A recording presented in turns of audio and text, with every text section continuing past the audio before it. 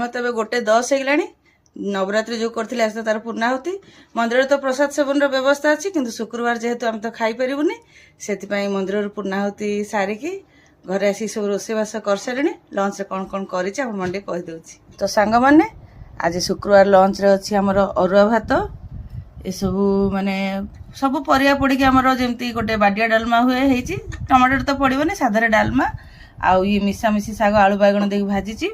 ଇଏ କଦଳୀ ଆଳୁର ଭଜା, ଚଣା 2ଟା ପକେଇ ଦେଇଛି। ମୁଁ ଭିଜେଇଥିଲି ମାନେ ଖାଇବି କହିକି, ମାନେ ଆରମ୍ଭରୁ ଭିଜେଇଥିଲି, ନବରାତ୍ରି ସରିଗଲା ଖାଇପାରିଲି ନାହିଁ। 2-4ଟା ଖାଇଥିଲି, ସେଇଥିରୁ 2ଟା ପକେଇକି କଦଳୀ ଆଳୁର ଭଜା କରିଦେଇଛି। ଇଏ ଆମର କ'ଣ କଖାରୁ ଫୁଲର ପିଠଉ ଭଜା। ଶୁକ୍ରବାର ଅବଶ୍ୟ ମୁଁ ଏତେ ଆଇଟମ୍ କରେନି, କିନ୍ତୁ ମୁଁ ଯେହେତୁ 8 ଦିନ ହେଲା 9 ଦିନ ହେଲା ଖାଇନି, ନହେଲେ ଶୁକ୍ରବାର ଦିନ ଆମର ଏତେ ଆଇଟମ୍ ହୁଏନି। ମୁଁ ଆଜି ଏତିକି ଆଇଟମ୍ କରିଛି। ଆରାମସେ ଧୀରେ ସୁସ୍ଥେ ବସିକି 2 ଜଣ ଏବେ ଖାଇବୁ। ଖାଇବା, ହଉ ଖାଇବୁ, ମୁଁ ତମେ ଖାଇବା। ତ ସାଙ୍ଗମାନେ, ଆମେ ଆମ ଖାଇବା ଆରମ୍ଭ କରୁଛୁ।